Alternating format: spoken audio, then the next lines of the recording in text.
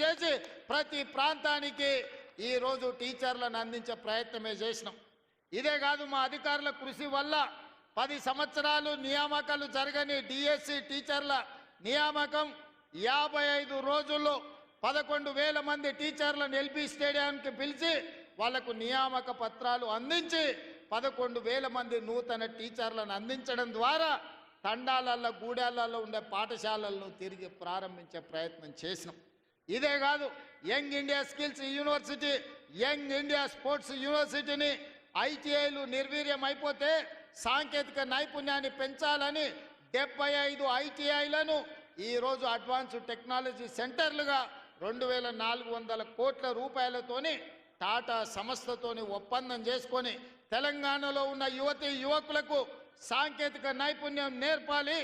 ఈ సాంకేతిక నైపుణ్యం ప్రపంచంతో పోటీ పడే విధంగా ఉండాలి అని మన సింగపూర్కి వెళ్ళి సింగపూర్ ప్రభుత్వంతో కూడా ఒప్పందం చేసుకొని సింగపూర్ ప్రభుత్వం నుంచి మన దగ్గర విద్యార్థులకు శిక్షణ ఇచ్చే విధంగా అక్కడి నుంచి ట్రైనింగ్ ఇచ్చే వాళ్ళని తీసుకొచ్చడానికి ఒప్పందం చేసుకున్నాం. ఇయాల అమెరికాలో ఉండే స్టాన్ఫర్డ్ యూనివర్సిటీని కూడా మనం ప్రయత్నం చేస్తున్నాం. మన తెలంగాణలో ఉండే విద్యార్థులకు శిక్షణ ఇవ్వడానికి ఒక ఎంఓయూ చేయాలని ఇవాళ ప్రయత్నం చేస్తున్నాం. ఎందుకంటే ఇవాళ ప్రపంచంలో పోటీ పెరిగిపోయింది. సర్టిఫికెట్లు ఉంటేనో, డిగ్రీలు ఉంటేనో, పట్టాలు ఉంటేనో ఇవాళ ఉద్యోగాలు వచ్చే పరిస్థితి లేదు. నీ పట్టా ఏదున్నా నీ నైపుణ్యం ఎంతున్నదని చెప్పి ఇవాళ పోటీ ప్రపంచం అడుగుతున్నది. అందుకే పట్టాలతో పాటు సాంకేతిక నైపుణ్యాన్ని పెంచాలి అని చెప్పి ఈరోజు ప్రభుత్వం నిరంతర కృషి చేస్తున్నది. ఆ బాధ్యతను స్వయంగా నేనే పర్యవేక్షిస్తున్నా అని చెప్పి నేను ఈ సందర్భంగా తెలియజేస్తున్నా. ఇదే కాదు, తెలంగాణకు వెన్నెముక రైతులు. ఆ రైతులకు ఆనాటి ప్రభుత్వం, నేను హరగోపాల్ గారిని అనుమతి అడుగుతున్నా, అక్కడ విద్యార్థులు కేవలం ప్రభుత్వ కార్యక్రమాలే మాట్లాడినా. ఇక్కడ ఉన్నదంతా మా పార్టీ కార్యకర్తలు, నాయకులు, రైతులు ఉన్నారు. కాబట్టి కొన్ని రాజకీయపరమైన అంశాలు ఈ వేదిక మీద నేను ప్రస్తావించాల్సిన పరిస్థితి ఉన్నది. తమరి అన్నదా భావించొద్దు. ఎందుకంటే మా కార్యకర్తలు నిరుత్సాహంతో మళ్ళీ ఊరికి పోతారు నేను మాట్లాడకపోతే. సార్ వచ్చిండు, పెద్దసారి చెప్పినట్టే మాకు చదువు చెప్తే ఏం లాభం, రాజకీయం మాట్లాడకపోతే ఎట్లా అని చెప్పి మా వాళ్ళు అనుకునే ప్రమాదం ఉంది. అందుకే కొన్ని రాజకీయపరమైన అంశాలు కూడా ఈ వేదిక మీద నుంచి ప్రస్తావించాల్సిన బాధ్యత నా మీద ఉన్నది. ఆయన ఆనాడు 70,000 కోట్లతోని 2014 జూన్ 2 నాడు మనం రాష్ట్రాన్ని వారికి అప్పచెప్తే 16,000 కోట్ల రూపాయల మిగులు బడ్జెట్తోని ధనిక రాష్ట్రంగా వారికి అప్పచెప్తే 10 ఏళ్ళు తిరిగే లోపల 7 లక్షల కోట్ల రూపాయల అప్పులు చేసి ధనిక రాష్ట్రాన్ని దివాలా రాష్ట్రంగా చేసి చివరికి రైతు బంధు పథకాన్ని కూడా ఇవ్వకుండా ఎన్నికలను అడ్డం పెట్టుకొని పారిపోతే నేను ముఖ్యమంత్రిగా బాధ్యత చేపట్టిన ఎంబడే ఆయన గారు ఎగ్గొట్టిన రైతు భరోసా పథకంలో 7,625 కోట్ల రూపాయలు 3 నెలల్లోనే 72 లక్షల రైతుల ఖాతాలో వేసి ఎగ్గొట్టి పారిపోయిన ఆయన కాదు, ఇప్పుడు బాధ్యత తీసుకున్న మీ సోదరుడు మీ రైతు భరోసా పథకాన్ని అమలు చేస్తా అని ముఖ్యమంత్రిగా అధికారం చేపట్టిన 3 నెలల్లోనే రైతు భరోసా పథకం రైతు ఖాతాలో వేసిన. ఇదే కాదు, ఆనాడు 2014లో 1,00,000 రూపాయల రుణమాఫీ అన్నాడు, ఆ తర్వాత 4 విత్తనాలు అన్నాడు. అసలు మిత్తి ఆయన ఆ ఖాతాలు వేసి 5 ఏళ్లకు ఆయన ఇచ్చిందంత మిత్తికే సరిపోయింది. అసలు అట్లనే రైతుల నెత్తి మీద మిగిలిపోయింది. మళ్ళీ 2018లో అదే మాట ఇచ్చిండు. అప్పుడేదో చెప్పినా సోయి లేక ఇప్పుడు మళ్ళా 1,00,000 రూపాయల హామీ ఇస్తున్నా మళ్ళీ మీకు చేస్తాను. అధికారంలోకి వచ్చిన ఎంబడే మళ్ళా పాడిందే పాడరా పాసుపండ్ల దాసరి అన్నట్టు మళ్ళీ 4 విడతలు అన్నాడు, నట్టేట ముంచెండు. చివరికి ఆయన 2014 నుంచి 2023 డిసెంబర్ వరకు ఆయన రైతు రుణమాఫీ చేసింది 18,000 కోట్ల రూపాయలే. 2018 నుంచి 23 వరకు 11,000 కోట్ల రూపాయలు రైతుల ఖాతాలో వేస్తే అందులో 8,500 కోట్ల రూపాయలు మిత్తికే సరిపోయినాయి. ఆయన చేసిన రైతు రుణమాఫీ నికరంగా 3,000 కోట్ల రూపాయలే. కానీ మీ సోదరుడిగా, మీ బిడ్డగా, పాలమూరు బిడ్డగా, నల్లమల్ల అడవులో నుంచి వచ్చిన నేను ఒక రైతు బిడ్డగా 2 లక్షల రూపాయల రైతు రుణమాఫీ చేస్తా అని సరిగ్గా 60 రోజుల్లో 25,50,000 మంది రైతులకు 21,000 కోట్ల రూపాయలు 2 లక్షలు రుణమాఫీ చేసి ఇచ్చిన మాట నిలబెట్టుకొని మాట తప్పని మడమ తిప్పని పార్టీగా ఈరోజు 25,50,000 మంది రైతులకు 21,000 కోట్ల రూపాయల రైతు రుణమాఫీ చేసినాం. ఇవాళ రైతు రుణమాఫీ చేయలేదంటున్నాడు.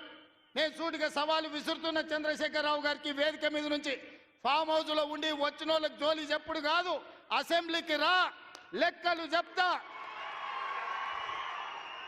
ఏ ఊర్లో, ఏ తండాలో, ఏ గూడెంలో ఏ రైతుకి ఎంత రుణమాఫీ చేసిందో 25,50,000 మంది రైతుల వివరాలు శాసనసభలో పెడతా.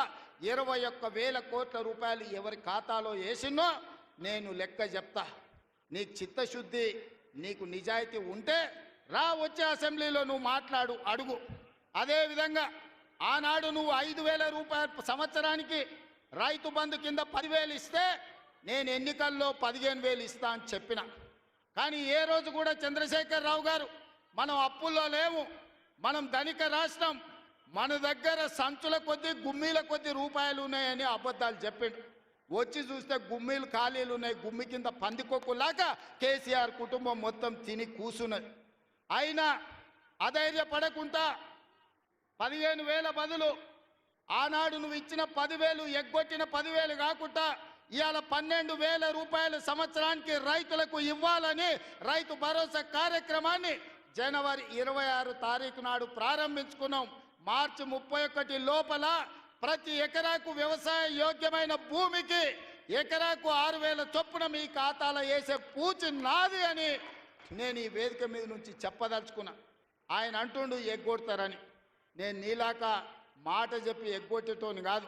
దళితులకు 3 ఎకరాలని ఎగ్గొట్టినావు, దళిత ముఖ్యమంత్రి అని ఎగ్గొట్టినావు, డబల్ బెడ్రూమ్ ఇండ్లు అని ఎగ్గొట్టినావు. ఇట్లా చెప్పుకుంటూ వెళ్తే 100 మాటలు ఇచ్చి ఎగ్గొట్టిన చరిత్ర నీది, పంగనామాలు పెట్టిన చరిత్ర నీది. చంద్రశేఖరరావు 10 ఏళ్ళు పరిపాలన చేసి ప్రజల దగ్గరకు పోతే డిసెంబర్లో అధికారం కోల్పోయినావు, జూన్లో డిపాజిట్లు కోల్పోయినావు పార్లమెంట్లో. ఇప్పుడు మెదడు కూడా కోల్పోయినట్టే ఉన్నాడు ఆయన పెద్ద మనిషి ఫామ్ హౌస్లో పండుకొని. డిసెంబర్లో ఆయన అన్నీ చెప్పిండు. ఆయన గుడిలు దర్గాలకు దస్తీలు కప్పిండు, గుడిలకు పోయి దండాలు పెట్టిండు. పెట్టిన తెలంగాణ ప్రజలు 10 ఏళ్ళు పెట్టిన ఆయన అరగోసకు ఇవాళ ఆయన గుణపాఠం చెప్పి ప్రభుత్వాన్ని దించిండు. అట్లే అబద్ధాలు చెప్తే పార్లమెంట్లో గుండు 0 ఇచ్చిండ్రు, ఆయన గాడిద గుడ్డి ఇచ్చిండ్రు. అయినా బుద్ధి మారలే. 14 నెలల నుంచి అంట ఆయన ఫామ్ హౌస్లో వండుకొని గంభీరంగా చూస్తుండ. ఎవరిని చూస్తున్నావే గంభీరంగా? అచ్చోసిన ఆంబోతులాక నీ కొడుకుని అల్లుని ఊరు మీద వదిలినావు. మైసమ్మ మన ఏంది జాంగిర్పీర్ల దర్గాకు వదిలిన మేకపోతులాక ఊరు మీద పడి మేస్తా ఉన్నారు నీ కొడుకు నీ అల్లుడు. మన జాంగిర్పీర్ల దర్గా కోసుకుంటాం కదా మనం, అట్లా జాంగిర్పీర్ల దర్గాను కూడా మోసం చేసిన 100 కోట్లు ఇస్తాను మా శంకర్ చెప్తున్నాడు. ఇవాళ రాజన్న సిరిసిల్ల ఆలయానికి 100 కోట్లు ఇస్తాను, ఆ దేవుణ్ణి మోసం చేసినాం. ఈడ దర్గాను మోసం చేసినాం. పాలమూరులో ప్రాజెక్టులు కడతా అని, పాలమూరు రంగారెడ్డి ఎత్తిపోతలు పూర్తి చేస్తా అని కల్వకుర్తి, భీమా, నెట్టంపాడు, కోయిల్సాగరు, జూరాల, ఆర్డీఎస్, తుమ్మిళ్ళ ప్రాజెక్టులను కడతా అని చెప్పి పాలమూరుకు మాట ఇచ్చి పాలమూరుని ఎండబెట్టి ఎగవేసిన దుర్మార్గుడివి నువ్వు ఈరోజు సంవత్సరం పూర్తి కాకముందే మా మీద వడేడుస్తురట. ఆయన కోసం ఎదురు చూస్తురట. ప్రజలందరూ బాధపడుతురట. అయ్యా చంద్రశేఖరరావు గారు, 4 కోట్ల ప్రజలు ఎవ్వరు బాధపడతలేరు. రైతులకు రైతు భరోసా వచ్చింది, రైతులకు రైతు రుణమాఫీ జరిగింది, విద్యార్థులకు ఫీజు రియంబర్స్మెంట్ ఇచ్చినాం, రాజీవ్ ఆరోగ్యశ్రీ 10 లక్షలకు పెంచినాం, పేదలకు ఇండ్లల్లా 200 యూనిట్లు ఉచిత కరెంట్ ఇచ్చినాం, ఆడబిడ్డలకు 500 రూపాయలకే సిలిండర్ ఇచ్చినాం. అదేవిధంగా ఆడబిడ్డలకు ఆర్టీసీలో ఉచితంగా బస్సు ప్రయాణం ఇచ్చినాం. 120 కోట్ల మంది ఆడబిడ్డలు ఈరోజు తెలంగాణ రాష్ట్రంలో ఉచిత బస్సు ప్రయాణం చేస్తున్నారు. దానికి 4,000 కోట్ల రూపాయలు ఖర్చు పెట్టినాం. ఇవాళ 10,000 కోట్ల రూపాయలు రాబోయే మార్చి 31 లోపల రైతు భరోసా పథకం కింద పేదల ఖాతాలో వేస్తాం. ఉపాధి హామీ కూలీలకు కూడా ఇవాళ ప్రతి కుటుంబానికి 12,000 రూపాయలు ఇచ్చినాం. ఇదే కాదు, తెలంగాణ సమాజానికి నిరుద్యోగ సమస్య, అలాంటి నిరుద్యోగ సమస్యను పరిష్కరించడానికి మొదటి సంవత్సరంలోనే 55,143 ప్రభుత్వ ఉద్యోగాలు ఇచ్చి దేశంలోనే చరిత్ర సృష్టించిన రాష్ట్రం తెలంగాణ రాష్ట్రం. నువ్వు 10 ఏళ్ళు ఇవ్వలేని ఉద్యోగాలు మొదటి సంవత్సరంలోనే 55,143 ఉద్యోగాలు ఇచ్చిన చరిత్ర మాది. వీటన్నిటి మీద నీకు చిత్తశుద్ధి ఉంటే, నీ నాయకత్వం మీద నీకు నమ్మకం ఉంటే నువ్వు రా అసెంబ్లీలకు. ఈ వివరాలన్నీ అసెంబ్లీలో పెడతా, చర్చ చేద్దాం. ఆయన కొడితేనంట బలంగా కొడతాడంట.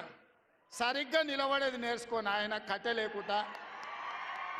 నీ పరిస్థితి ఎట్లుందో తెలంగాణ సమాజానికి తెలియదా?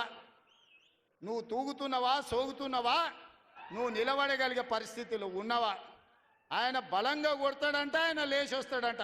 సోషల్ మీడియాలో నాకు ఆయనకు పోటీ పెడితేనంట ఆయనకు లైక్లు ఎక్కువ వచ్చినాయంట. టిక్టాక్లో 10 ఏళ్ళు ముఖ్యమంత్రి చేసినోడు, కేంద్ర మంత్రి చేసినోడు ఇవాళ టిక్టాక్లో కేసీఆర్కు రేవంత్ రెడ్డికి పోటీ పెడితే ఆయనకు లైక్లు ఎక్కువ వచ్చినాయంటే నాకు తక్కువ వచ్చినాయంటే ఇవాళ వాళ్ళ కార్యకర్తలతో మాట్లాడుతున్నాను.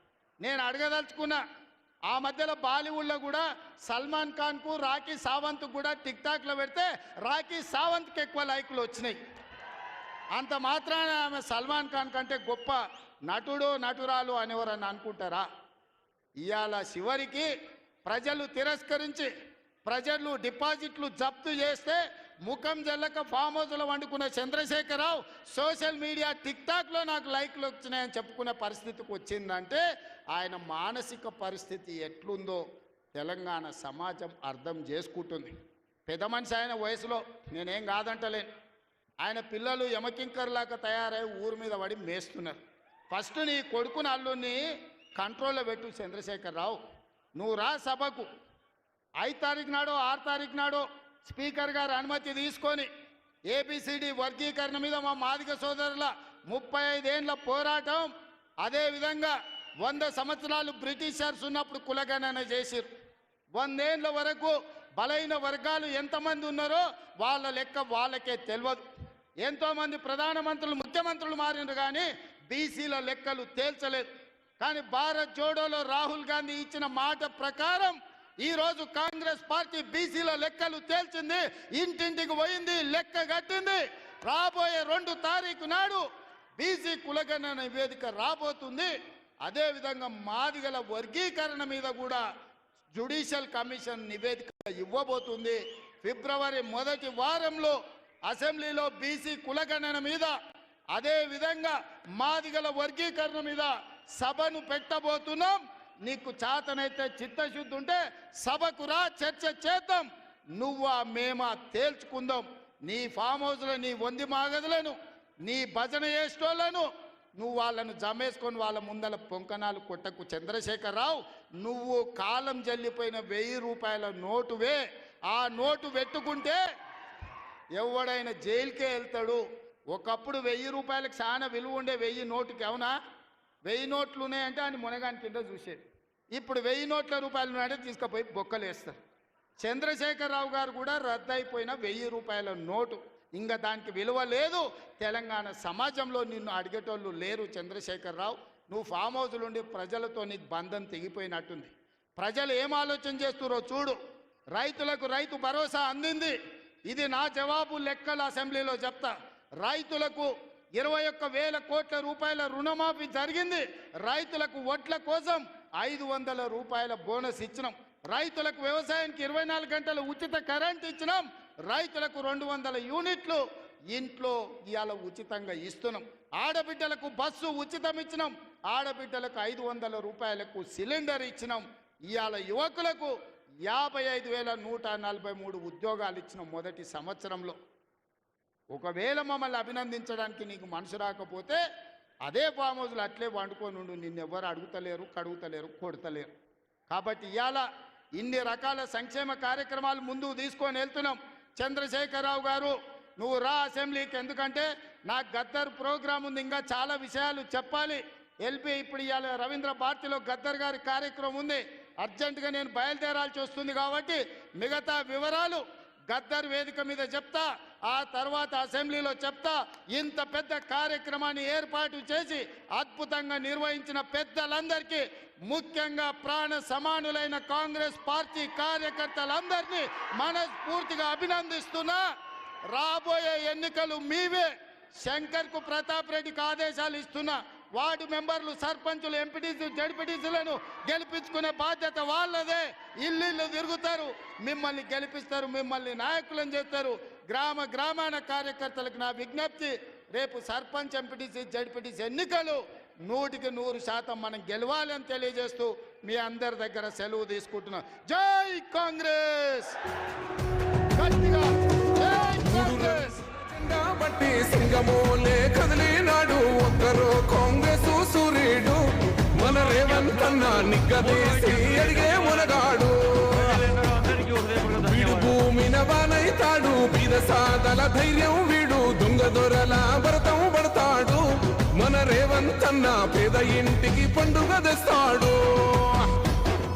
సోనియమ్మ దివెనతోని రాహులన్న సైనికుడయ్యి పెద్ద కొడుకై యుద్ధం చెయ్య సిద్ధమాయే రేవంత్ అన్న. 3 రంగుల జెండా పట్టి సింగమోలే కదిలినాడు ఒక్కరో కాంగ్రెస్ సూర్యుడు, మన రేవంత్ అన్న నిగ్గదీసి అడిగే మునగాడు.